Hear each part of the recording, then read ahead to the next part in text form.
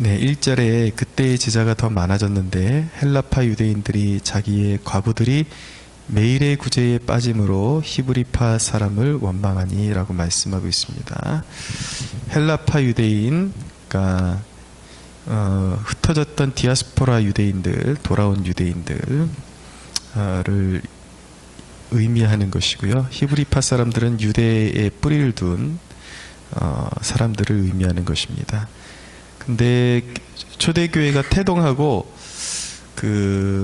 이제 구제 문제에 있어서 갈등이 생기기 시작했다라는 것을 알게 됩니다. 오늘 말씀해 보니까 그 헬라파 유대인들이 자기의 과부들이 매일의 구제에 빠졌다. 이것이 갈등의 원인이 돼서 이제 교회가 좀 시끄러웠던 것 같습니다. 이 대목을 통해서 우리가 알게 되는 것은 지상의 교회에 여러 사람들이 모이는 지상의 교회는 완전하지 않다.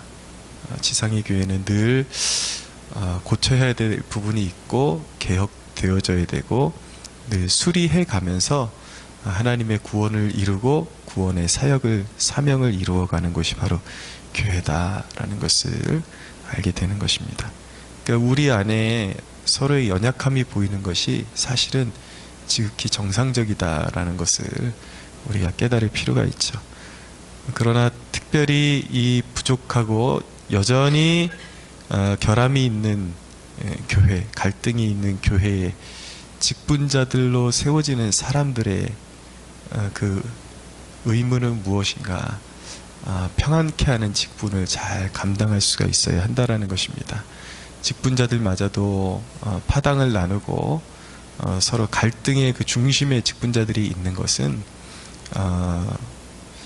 하나님이 원치 않는 일인 것입니다. 그래서 교회의 구성원들이 갈라지려는 그런 분위기가 있을 때에, 물론 그런데 또 그것을 중지한다고 교회 구성원 가운데 고린도 교회에서 나타나는 것처럼 명확히 문란한 범죄를 짓고 교회의 그 의도적인 그 갈등을 일으키는 사람들이 분명히 있는데 그런 것을 편들어주라는 이야기는 아닙니다. 사도 바울이 고린도 교회에 분명히 명령하고 있는 것은 교회의 갈등의 그런 원인이 되는 사람들, 그리고 범죄한 영혼들을 반드시 징계하고 권징해서 교회를 거룩하게 유지하라고 그렇게 가르치고 있습니다. 근데 사소한 오해나 갈등들에 세워진 직분자들이라면 거기에 같이 편먹고 갈라져서 자기들도 교회 갈등의 원인의 중심에 서서는 안 되고, 직분자들은 교회 구성원들의 그런 갈등 가운데 완충 역할을 해서 교회가 평안할 수 있도록 그런 중재자 역할을 잘 감당할 수가 있어야 교회가 평안하게 서갈 수가 있게 되는 것입니다. 오늘 말씀을 보면 교회의 중심적인 사역이 두 가지로 나뉜다라는 것을 알게 됩니다. 하나는 말씀 사역이고 또 하나는 구제하는 사역입니다. 이 구제에서 또 여러 가지 사역으로 파생될 수가 있겠죠. 단순히 물자만 가난한 사람들에게 대주는 사역뿐만 아니라 또 교회가 규모가 커지다 보면 어떤 또 다른 방식의 사회복지에 교회가 관여를 하게 됩니다. 그러나 큰 범주 내에서 교회가 감당해야 될 일이 말씀 사역과 구제라는 것을 알게 되는 것이죠. 그러나 오늘 말씀을 통해서 분명하게 알게 되는 것은 이것이 양대의 사역이긴 하지만 분명한 것은 우선순위가 있다라는 것을 알게 됩니다. 말씀이 선행되고, 말씀이 반드시 선행되고 그 하위 범주 내에서 구제가 동시에 이루어져야 되는 것이지 이 순서가 바뀌어서는 안 된다라는 것입니다. 오늘 2절에 보면 12사도가 모든 제자들을 불러 이르되 우리가 하나님의 말씀을 제쳐놓고 접대를 일삼는 것이 마땅하지 아니하다라고 그렇게 말씀하고 있는데, 사단이 아주 좋은 일 같은데도 불구하고 그것을 교묘하게 순서를 바꿔 놓을 때에 그것은 교회에 굉장한 그 폐단을 가져오는 원인이 될 수도 있다라는 거. 그러니까 당연히 좋은 일이지만 그 안에도 주의 깊게 살피고 이것이 순서가 올바르게 되었는지 살피지 않으면 사단의 어떤 덫에 걸릴 수도 있다라는 것을 우리가 깨달아야 합니다. 그러니까 사단이 주로 하는 일이 무엇이냐면 본질에서 자꾸 벗어나게 하는 것이거든요. 좋은 일인데 말씀을 전해야 될 사람들이 말씀에 집중하지 못하게 만들고 다른 부수적인 그런 일들의 시간을 빼앗겨 버려 가지고 하나님의 말씀과 기도에 전무하지 못하게 만드는 이것이 사단이 교회를 무너뜨리는 방법이 될 수 있다라는 것을 교회의 구성원들이라면 깨달을 수 있어야 하는 것입니다. 그런데 사도들이 그것을 놓치지 않았어요. 지혜롭게 그것을 잘 대처하고 있는 모습을 보게 되죠. 그래서 말씀을 중심에 놓고 자신들이 해야 할 본연의 그 사역에 집중하는 모습을 집중하기 위해서 대책을 세우는 모습을 볼 수가 있게 되는 것입니다. 이 대목을 통해서 한 가지 더 배우게 되는 것은 무엇이냐면 교회들이 전부 다 이 양대 사역을 건강하게 유지할 수 있는 환경이 되는 것은 아닙니다. 생각보다 작은 교회들이 이렇게 형편상 타 교회를 그 선교지나 그런 가난한 사람들을 다 구제할 수 있는 그런 환경이 되는 것은 아닙니다. 아주 열악하게 아무 자원도 없는 그런 교회들도 분명히 존재하거든요. 근데 감사한 것은 우리 교회는 그래도 처음 생길 때부터 지금까지도 교회가 가장 어려운 지금 그 시즌까지도 한 번도 외부로 우리가 보내야 될 그런 후원금을 한 번도 중지한 적이 없습니다. 우선순위를 제가 그렇게 두었기 때문에 아무리 어려운 상황이 생겨도 우리에게 후원을 기다리는 그런 선교지, 비록 그렇게 큰 규모는 아니지만 그래도 감사하게 매달 그렇게 흘려보내는 사명을 우리가 감당하고 있습니다. 그렇지만 교회가 그런 환경이 되지 않을 때에 그러면 교회의 역할을 감당할 수 없는 것인가? 우리 사역자들이 붙잡아야 되는 것은 무엇이냐면 말씀이 있다면, 말씀을 중심에 잡을 수 있다면 교회에 어떤 자원이 없어도 교회는 건강하게 세워질 수 있다라는 것을 우리가 깨닫기를 원하는 것입니다. 그러므로 우리 하나님께 부름받은 사역자들, 특별히 목회자들은 어떤 열악한 상황 속에서도 하나님의 말씀을 붙잡고 하나님의 말씀에 능력이 임하도록 끊임없이 기도하며 그 말씀을 전할 수가 있어야 되는 것이죠. 그런 상황 가운데서, 열악한 상황 가운데서 사도들이 이제 교회에 일꾼들을 세우게 됩니다. 근데 오늘 이 대목이 교회의 집사들을 세우는 대목이라고 말씀드릴 수가 있겠습니다. 오늘 본문 자체에는 집사라는 표현은 그렇게 나타나지 않지만 분명한 것은 여기서 교회의 집사가 세워지는 최초의 대목이라고 말씀드릴 수가 있겠는데 2절에 보면은 사도들이 우리가 하나님의 말씀을 제쳐놓고 접대를 일삼는 것이 마땅치 아니하다. 여기서 이제 접대를 일삼다 할 때 그 일삼는 여기에 해당되는 헬라어 단어가 디아코네인입니다. 디아코네인인데 디아는 무엇을 통하여라는 뜻을 가지고 있고요.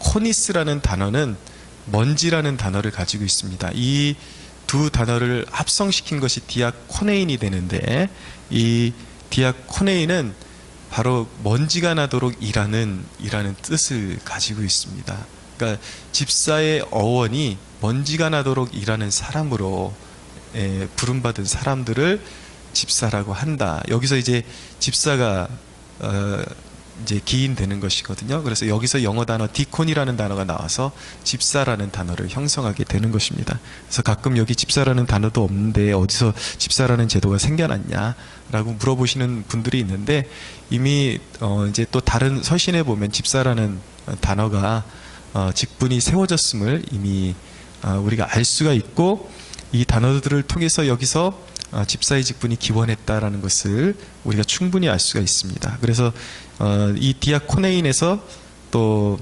디아코니아라는 구제라는 단어가 또 파생돼서 형성이 되게 된 것이죠. 그래서 이제 7 집사를 세우게 되는데, 이 일꾼들, 교회의 집사의 그 조건이 무엇인가? 3절에 보니까 형제들아 너희 가운데서 성령과 지혜가 충만하여 칭찬받는 사람 7을 택하라 라고 말씀하고 있습니다. 집사의 가장 중요한 자격 요건이 바로 성령 충만한 사람입니다. 그냥 교회에 출석만 하고 몸만 담고 있는 사람들, 오늘날 교회에 그냥 오기만 하면 집사를 세운다라는 그런 소식들이 많이 들려오는데, 그것은 굉장히 성경적이지 않습니다.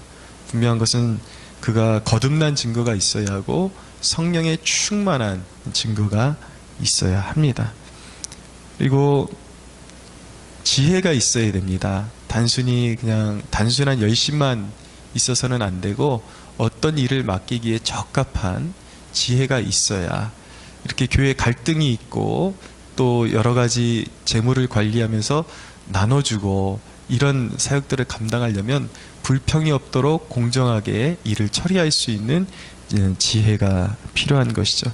그래서 교회가 일꾼들을 신중하게 세워야 합니다.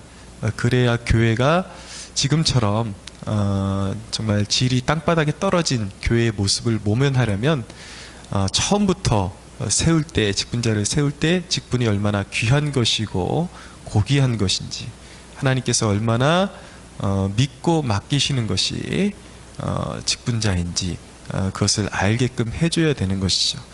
그리고 직분자들이 알아야 되는 것은 무엇이냐면, 그것을 계급으로 알고 있는 것은 굉장한 오해입니다. 한국교회가 갈등이 없는 교회가 존재하지 않을 정도로 참 갈등이 깊습니다.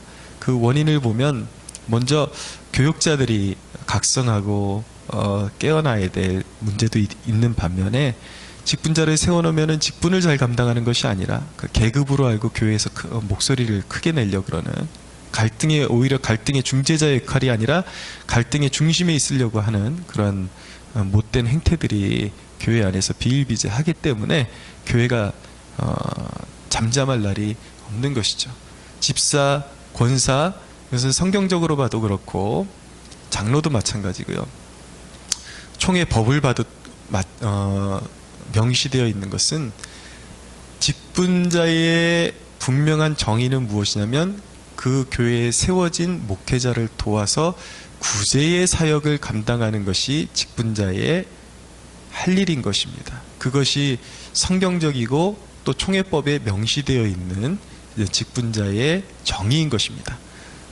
오늘 그 디콘, 집사의 그 어원에서 보듯이 그들은 먼지가 나도록 좀 어감이 좀 그렇게 들리기는 하지만, 그만큼 열심으로 교회의 사명에 자신을 헌신하는 사람들이 직분자라는 것을 잊어서는 안 되는 것이죠. 특별히 오늘날 그 교회들 건강하게 성장하기를 원한다면, 목회자와 직분자들, 교회 구성원들이 함께 마음을 모아서 지켜야 될 부분들을 서로 지켜주는 것이 꼭 필요합니다. 무엇이냐면,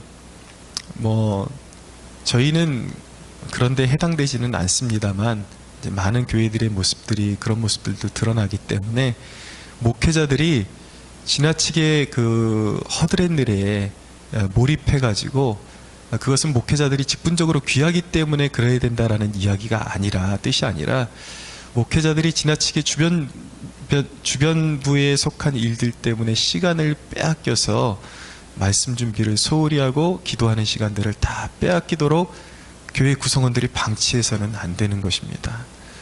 물론 개척 초기에 있는 목회자라면 어쩔 수 없이 자기가 이 저희를 다 돌아봐야 되겠지만 어느 정도 그래도 소수의 인원이라도 그를 보좌할 수 있는 직분자들이 세워진 교회들이라면 목회자가 교회의 모든 것을 다 챙기고 차량 운행까지 하고 이래서는 교회에 소망이 없습니다. 그래서 구성원들, 특별히 부름받은 직분자들이 더욱 신경 써줘야 하는 것은 무엇이냐면 교회의 목회자들이 말씀 연구와 기도에 전무할 수 있도록, 또 시간이 있어도 자기가 스스로 안 하는 목회자들도 있긴 해요. 그것은 굉장히 각성하고 반성해야 될, 회개해야 될 일이지만 그렇지만 우리가 보편적인 원리 안에서 서로 배려가 돼야 되고, 목회자는 스스로가 자기를 쳐서 복종시키고 늘 경건에 힘쓰고 말씀의 그 깊은 우물을 파내기 위해서 연구에 가장 많은 시간을 할애할 수가 있어야 되고, 직분자들은 목회자들이 잡다한 시간에 시간을 빼앗기지 않도록 최대한 배려해 주는 것이 아름다운 교회를 세워나가는 그러한 복된 모습인 것입니다. 복된 교회의 모습, 하나님께 쓰임받는 교회의 모습은 건강한 하나님의 말씀이 선포되어지고 그리고 구제가 살아있는 교회임을 알게 됩니다. 우리 한국교회의 모든 대부분의 그러니까 큰 교회들 뿐만 아니라 작은 교회, 중형교회 이를 것 없이 모두가 이런 균형 잡힌 사역을, 그러나 말씀이라는 본질에 붙잡혀서 특별히 오늘날 같이 마지막 시대를, 마지막 세대를 이끌어 나갈 교회들이 분명히 필요합니다. 하나님께서 우리 한국교회에 복을 주셔서 이와 같이 말씀이 날성검같이 살아있고 그리고 구제의 사명을 잘 감당하는 일꾼들로 채워지는 그러한 축복을 누리게 되기를 주님의 이름으로 소원합니다.